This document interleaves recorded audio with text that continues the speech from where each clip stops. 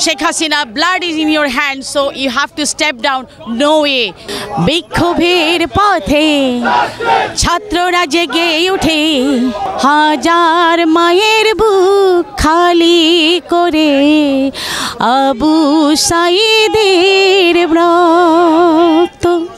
আজকে আমাদের বাংলাদেশের সেই ছাত্র আন্দোলনের ধারাবাহিকতায় আমরা এখানে কন্টিনিউ করে যাচ্ছি। শুধু আমরাই না, সারা বিশ্বে আন্দোলন হচ্ছে, সারা বিশ্ববাসী ছাত্রদের পক্ষে, ছাত্রদের অধিকারের পক্ষে, জনগণের অধিকারের পক্ষে, এবং দেশে একটি গণ অভ্যুত্থান শুরু হয়েছে। এই অভ্যুত্থানের মধ্যে দিয়ে ইনশাল্লাহ সরকারের পতন হবে। সরকারকে বলতে চাই, Hasina, blood is in your hand. Sheikh Hasina, blood is in your hand, so you have to step down. No way, just no way, just no way.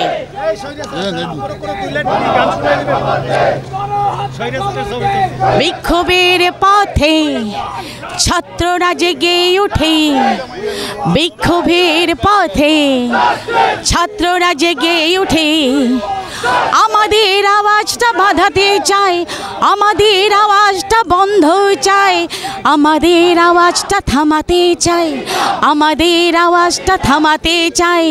বিক্ষোভের পথে ছাত্ররা জেগে ওঠে, বিক্ষোভের পথে ছাত্ররা জেগে ওঠে, গণমানুষের পথে ছাত্ররা জেগে ওঠে, সার্বভৌমত্ব রক্ষার্থে ছাত্ররা জেগে ওঠে, হাজার হাজার মায়ের বুক খালি করে আবু সাঈদের রক্ত, আবু সাঈদের রক্তে রাজপথ, হাজার মায়ের বুক খালি।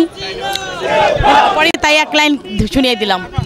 বাংলাদেশের হাজার হাজার ছাত্রকে হত্যার প্রতিবাদে, কুখ্যাত বাংলাদেশের প্রধানমন্ত্রী শেখ হাসিনার প্রতিবাদে আমরা বাংলাদেশি প্রবাসীরা আজকে নিউ ইয়র্কের ইউনাইটেড নেশনের সম্মুখে একত্রিত হয়েছি।